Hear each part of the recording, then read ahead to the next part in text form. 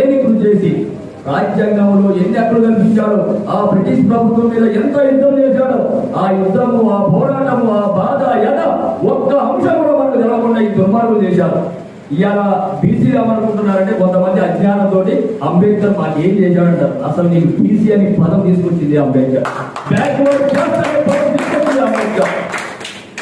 ఒకటే కాదు, బీసీలను ఆయా రాష్ట్రాల వారీగా భిన్నంగా ఉండడం వల్ల ఆ రాష్ట్రంలో ఏ ప్రభుత్వం అయితే ఎన్నిక కాపాడుతుందో వాళ్ళని జనాభా లెక్క బట్టి వాళ్ళకి కావాల్సిన రిజర్వేషన్ ఇవ్వమని చెప్పినటువంటిది కూడా అంబేద్కర్.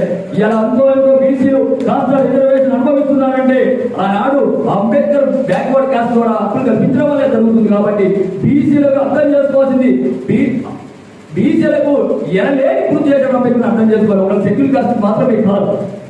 కాబట్టి అది మాత్రమే కాదు, అంబేద్కర్ ఎంత అంటే